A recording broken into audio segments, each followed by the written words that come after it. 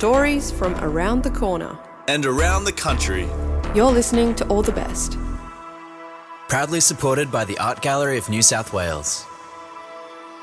You're listening to All the Best from FBI Radio 94.5. Before we get into this week's stories, I'd like to take a moment to acknowledge that I'm recording from stolen and Gadigal land, and pay my respect to Gadigal elders past and present, and also recognize that the area where FBI Radio is situated, Redfern, has long been a place of storytelling, strength, resistance, and resilience for First Nations communities. The thing about op shops is that they're filled with stories. It's the checkered flannel shirt on the hanger next to the faded pair of ripped skinny jeans. Those dusty records packed tightly in a crate that just need to be brushed and pressed back into shape before they can be played again. An op shop is a communal ecosystem of objects, people, and their stories. And in the studio to talk about his story, Second Hand Bandit, is Ramon Briant. Hello, Kwame. So how long have you been working at an op shop, and how do you feel about it? So I actually started working at the op shop back in 2023, just before all this sort of happened. So I was quite new to that space when this story that you're about to hear went down. And at the time, to be honest, I was a little bit freaked out. I was like, is this normal working in an op shop for this sort of stuff to happen? But, as you'll hear as the story goes on, the community really sort of bands together, and it really brought me closer to everyone and kind of drew me into the op shop, which at the time I was just sort of a volunteer, but then I didn't want to leave. These people were my family at that point. What would you like anyone listening to this story to come away with? Mostly to think about the way that adversity and challenges can affect tightly knit communities, and how sometimes it can make the relationships strain and sometimes even push people away. But really what it should do, and what it generally does do at the end of the day, I think, is they bring us closer together. There's one of the other workers at the shop, she uses the word comrade vibes. Now, I'm not sure if everyone is a comrade or everyone wants to be one, but in the spirit of the word, I think, working and living and breathing part of a community, when something bad happens to one of us, it happens to all of us, and we all have to really band together to survive in this world. Picture yourself in an op shop where, under corrugated iron ceilings, wall to wall, there are stacks of furniture, clothes, books, and every kind of item under the sun. This is the sort of place where people and objects from all walks of life might turn up, and the regular crowd shuffles about day in, day out, haggling over the price of a crate of old doorknobs, or the quality of a banjo with no strings. A wonky, lopsided place that's been around for decades and felt like a real part of the community. In 2023, this shop and the community of volunteers and regular customers that call it home were victims of a series of mysterious burglaries that not only devastated the charity itself, but also threatened to tear this community apart. This is the story of the Second Hand Bandit. They broke in through the kitchen back door, so they broke a glass pane. That's Andrew, the store manager, speaking now. There's a kitchen, and there's some back rooms, and the kitchen section is locked with a big gate. So when they first broke in and they tried to come in through the kitchen, they couldn't get past the big gate. The door was kicked in, and there was actually a crowbar left on the kitchen table, which I thought was so fucking funny, because there's a hardware section. They could have just thrown the crowbar into the shop and be like, yeah, no, we would have never known that they used a crowbar, but they left it on the kitchen table. But I think they were wearing gloves or something because they didn't get any prints. I did laugh. I thought it was quite funny. But the crowbar there and everything, I was like, this is so cartoonish. Like, to break in with the crowbar and just rummage through everything, keys on the floor. I also spoke to Brad, the truck driver. We got asked to basically go to the door that got kicked in and help put it back together. The police still hadn't been there to do their whole forensics report and check the place out for prints. So we're trying to do the joinery on a door without actually getting our fingerprints on anything. As soon as we realised that it was a break-in, the police were called. But their support was, less helpful than what we'd hoped for. The police took ages to rock up. Nothing really came out of it because we didn't have any cameras in there. The prints came up with nothing, so nothing could be really done. The whole situation made me very aware that when you get burgled, if they're wearing gloves and you don't have cameras, there's a fat chance you're going to get anything back, or they're going to find anyone. I guess it didn't really matter in the end because the police kind of just laughed at us anyway. I at least expected them to care a bit more. But also I'm not surprised, I guess. I can't believe this actually happened. Like, what a awful place to rob, you know? It's a charity. I was like, what the hell?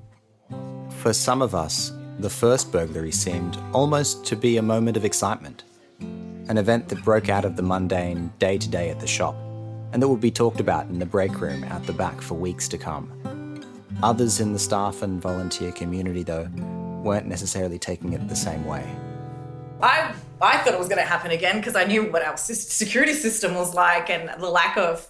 Like, we knew that other neighbours were also getting robbed. That's Maria talking, one of the other workers at the shop. Like, so I was just like, this is going to happen again. And because our neighbours were still getting, like, broken into, the whole thing screamed of sus, and it didn't provide a safe space, I didn't feel. So I was always anticipating. A couple of months passed, and it seemed like the robbery might have just been a one-off crazy incident, a small blip in the long history of the shop. But one morning, Andrew opened up the shop for business and realised that just wasn't the case. When I came in, it was really weird. It was a quiet atmosphere inside the shop, but it was really dusty. I was like, why is it really dusty in here, man? Like, what the hell happened? Because, like, it was a pretty thick layer of, like, this grey, white dust. And I was like, this is a dusty place, but not that dusty, you know? Not especially in the front section where everyone walks past. And I noticed I saw some footprints in this dust. And I was like, what the hell is... I went upstairs and I realized, oh, fuck, got robbed. He went up into the office area, which is, we used to put the money in a safe. So the guy went through one of the desks and found the keys and then opened it, and the thing was just on the floor. And to be honest, probably only made like $600 in cash, tops. I just had one question. Where did the dust come from? So the dust was fire extinguisher powder, which, fun fact, covers up fingerprints. So forensics team, that when there's dust everywhere, fire extinguisher powder, they can't dust for prints because there's already dust. A smart thing would be to use gloves. I think using the fire extinguisher is just rubbing salt into the wounds, to be honest, man. Inside drawers, inside nooks and crannies, inside the keyboard, man. Months after the last robbery, you flip the keyboard up and whack it, and there's just still dust coming out of it. But that wasn't the end. Over the coming weeks and months, the shop became a target, with the burglar coming back again and again to squeeze a little more money out of the struggling charity. The total area got burgled 9 times. I think we got burgled 5. We were definitely the most out of everyone. It happened a lot.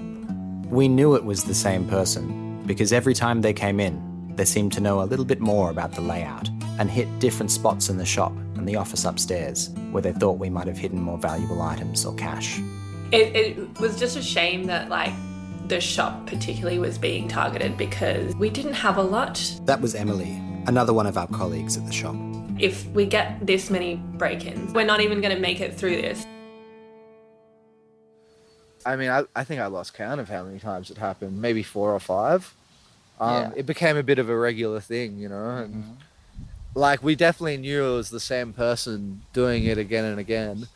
Though during the sort of investigation, which was mainly carried out by just local community members and, you know, people working there, we were worried about the whole thing sort of turning into a witch hunt, you know? We didn't know what was happening. We didn't really quite know how they were getting in. Obviously, you could see the doors were kind of jangled and pushed through, but, you know, at the time, thought maybe they had a key. And then we're like, who has a key? And there was a chance that old staff had keys that we didn't know.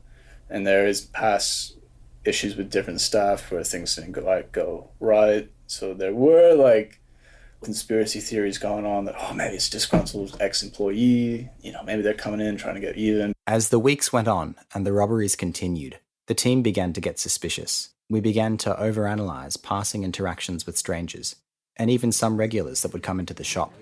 There were several theories spoken under hushed voices that floated around during that time. Could it be the bike repairman who drops in every now and then? Or what about the guy who buys our scrap metal and scours all over the shop, always keen to know what's just come in off the back of the truck? Could have been anyone. But then I guess there's like, you know, the hoarders and stuff who like probably go in there every day and eye off all the stuff they want. Then, you know, maybe they didn't get a good deal and they thought, fuck it, I'll just come back when no one's around and, you know, just flog it.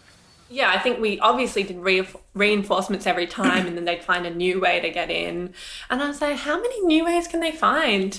The frustration then got pushed towards the police instead, because this kept happening, and they weren't doing anything. And when they did come, they weren't helpful. They weren't reassuring in any sense. It was just kind of like, oh yeah, you've been robbed. Thanks, bro. Like, I can fully comprehend that. I don't need you to waste my time by coming in here. And then make me wait even longer for the forensics and shit. During one of the robberies, the burglar stole some iPads that we used to log sales. We realised that a stolen iPad is a difficult thing to sell, as it comes with a serial number, and that it might actually help us to catch them. A couple of weeks later, one of our DIY investigation team noticed some identical-looking iPads go up on Facebook Marketplace. We raced to tell the police about this exciting development, but for reasons unknown to us, the lead was never pursued. So all that frustration towards each other kind of just went straight to the police. By the fifth robbery, we'd had enough. In fact, business had gotten so bad that there was even talk of temporarily closing the shop till we figured out what was happening, which would have left many of us out of work and been devastating for all of our community. I feel like the morale was pretty low anyway, just as a group. Like the first one I felt like wasn't as bad, but I think it was when it kept happening. Because as I said, I kept thinking, how can it happen again? Because we've already reinforced this, or we've already done this. So that was getting frustrating. And it was also, like as I said before, like how many hits can a small community take? It also felt a bit disenchanting that, you know, so many of us were doing this work and, you know, for not much more than minimum wage. And, you know, we're mainly young people or older volunteers who have more time on their hands. And, you know, it's like we come at it from a community angle of doing something good. And, you know, then someone's just sort of doing that. Just go, look, guys, stop it and clean up the mess because I'm done with this. That's how I felt. And give us back our stuff. But the desperation wasn't just one-sided. The burglar also seemed to be getting more desperate and started making mistakes on his nighttime outings. But the last time, the entire shop was covered in fire extinguisher. The entire shop was thrashed. It wasn't just the upstairs office now, it was the rest of the place. The guy did try to take some of the actual items out of the shop, like nice speakers and that. I got really annoyed. That was actually my most annoyed thing, pissed off thing I had, was he took one speaker and not the other one. And so all of a sudden I had a mismatching set. And I was like, fuck, man! The right side of the song's gone, the left side's still there. As the weeks passed and the situation got worse, the team seemed to band together against this greater enemy. It was the only thing that kept the place going in those trying times. Initially, for a little bit, I think people were a bit suspicious. You know, people were looking at each other a bit different. But over the few robberies that kept happening, I think it'd be a bit insane for an employee to be doing that many back-to-back whilst everyone's kind of suspicious. I think, unite against a common enemy. I would think that we all were banding together and sharing information. If anything, I felt a lot of support from people. Like, who does that here? Like, so there's a lot of, solidarity against it. In the end, it was this solidarity between the volunteers and the wider community that helped us to crack the case and put an end to the whole thing. Well, in the end, I actually got an anonymous tip about who it was. A regular at the shop, who wished to remain anonymous throughout the whole investigation and this program, had overheard a conversation at a local pub that changed everything. I was sitting at the bar, having a drink, and I hear behind me this guy really loud boasting about robbing a house. I was listening. We've had to cut out some names from this section for legal reasons, but essentially, our anonymous informant overheard the name of the charity and remembered that his friend Andrew worked there. So he went up to the guy, and he confronted the guy actually. He went up to his face and said, "Did you say you just robbed this place?" And he was like, yeah, fuck yeah, bro, I fucking robbed it. Easy job, I made like $200. And the guy just went straight to his face like, you're a dog. Like, you're a full fucking dog, bro. That's a charity. I'd be shaking your hand if you told me you robbed Coles, Woolies, bank, whatever. But to rob a charity? Who the fuck do you think you are, bro? They're like, who the fuck do I think I am? Do you know who I am? No, I don't know who the fuck you are, bro. He gets it on his face. He's like, my name's fucking Full house's name, legal name. Full first, last name. Old mate goes, right, thanks, just walks away. Comes back, tells me his story, tells me the name. He's like, do you want me to deal with it, bro? I was like, deal with it? Well, yeah, you want me to, sort the guy out or something? I was like, oh, nah, bro, no, don't worry about it. No, it's all good. I was like, I'm going to give this like a week. And then gave it a week.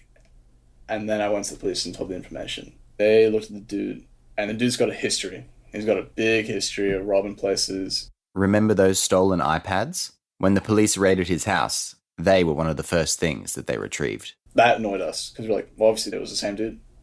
And so they found all the stuff, and I think he got arrested in the end. Not too sure. I think it was him and his missus got done in, both of them. Personally, I felt like this person had gotten what was coming for systematically robbing a charity like this. But what was interesting to me were the differences in the reactions of the volunteers upon hearing the news that the person had been put away in jail. Not everyone was as happy as you would imagine. I was number one ACAB about the whole thing. I never thought we should have gone to the cops personally. I understand that's a bit idealistic, but that's my gut didn't feel at peace with it ever. It's just tragic, I think. It just sucks. And I was like, I'm not happy. We don't want anyone to get locked up. A lot of us come from a more lefty or anarchist backgrounds that, we're not really down with just incarceration. Mm-hmm.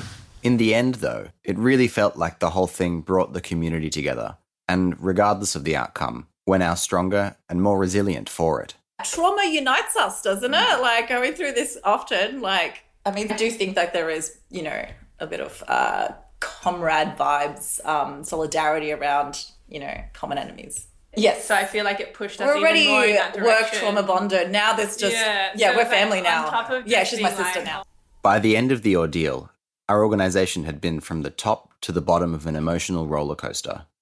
We'd been pushed apart and then drawn together by this mysterious threat. And it was our ties to our community that saved the day just in the nick of time. Next time I'm faced by what seems to be an insurmountable obstacle, I know first to look for support in those around me, because as cliche as it may sound, we really are in this together. And if you overhear a stranger at the bar talking about something they probably shouldn't be, keep an ear out, because you never know where it might lead. This was the story of the Second Hand Bandit. I love that. I really do like the idea of comrade vibes, to be honest. Right. Having that disruption of the communal ecosystem, that, suspicion to concern to that investigation to coming together, having that coming together sort of helping, I guess, solve the crime in a way, someone overhearing something in a bar. 100%, yeah. I mean, as you heard, the whole reason the crime was solved was because these people who weren't even the inner circle of the community, they were like the outer periphery who were just regulars and knew us.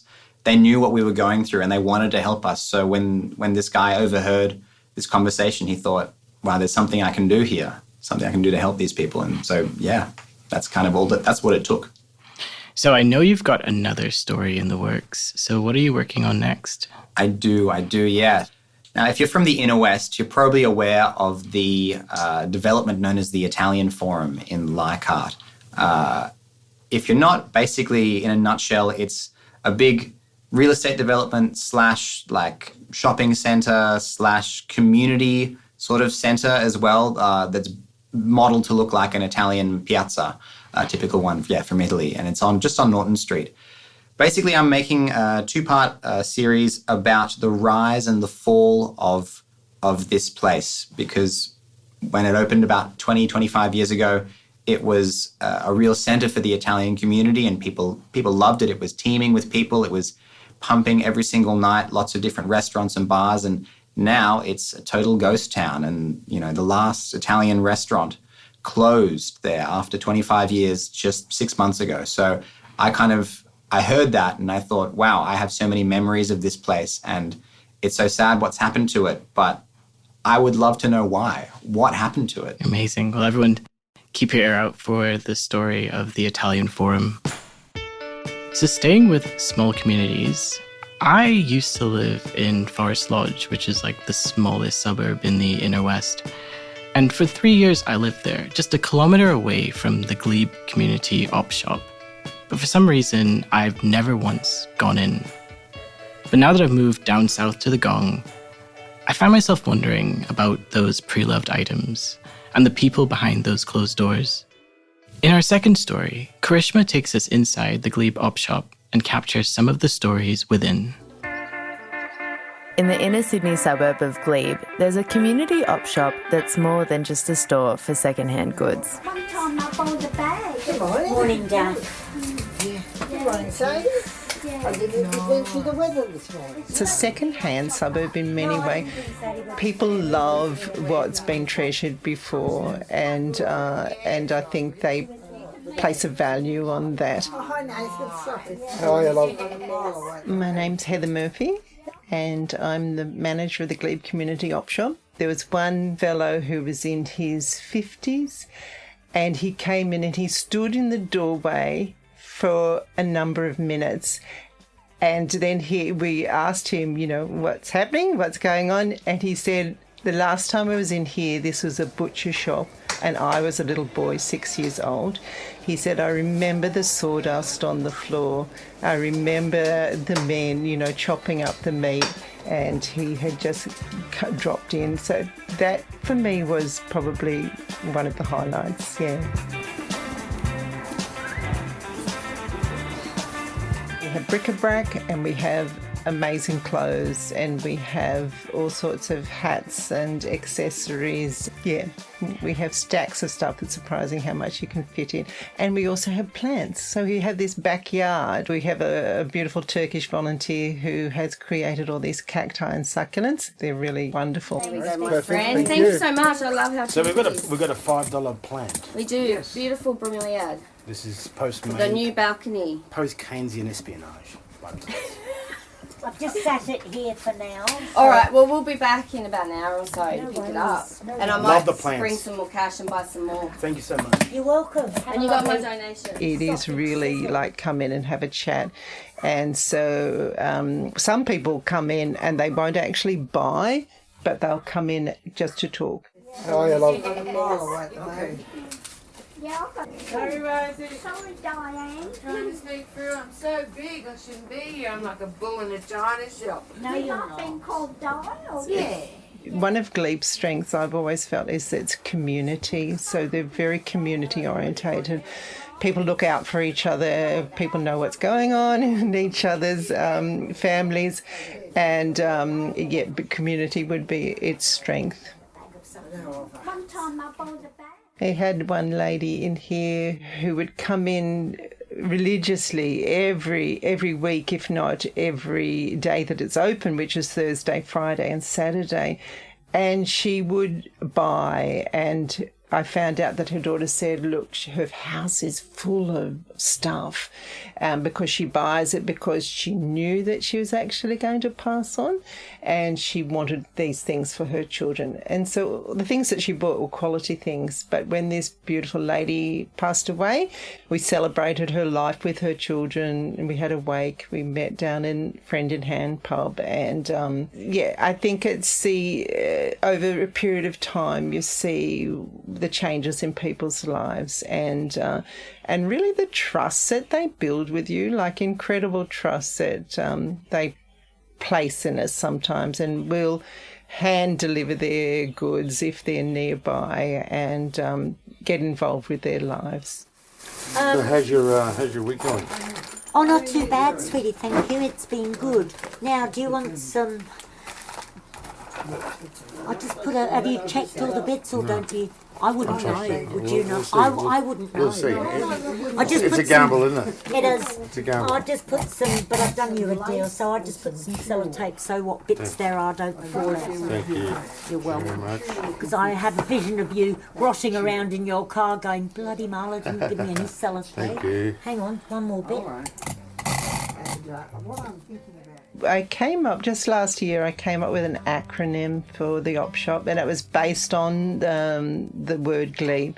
And so, really, what we're trying to do in the community is we do G for giving back, we do L for loving our neighbours, we do E for embracing everyone, And we do B for bringing hope, and we do another E for encouraging growth.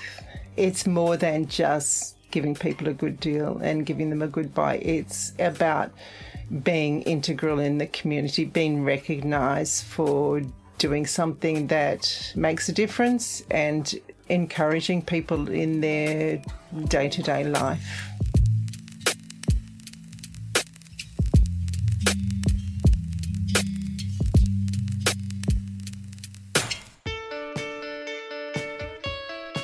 Today's program featured The Second Hand Bandit by Ramon Briant and The Glebe Community Op Shop by Karishma Tanvi. Whether you're a storyteller or story lover, tune in to All the Best for unique stories from independent audio makers from so-called Sydney and around the country. Catch our live radio broadcast on Sundays at 9:30am on FBI Radio 94.5. Listen to our podcast Tuesdays at 4pm on allthebestradio.com, Spotify and Apple Podcasts. Subscribe now so you never miss an episode. All the Best would like to acknowledge the traditional owners of the land on which we make these stories and pay our respects to elders past and present.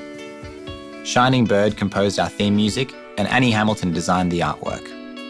We're heard across Australia on the Community Radio Network and made possible by the Art Gallery of New South Wales and the Community Broadcasting Foundation.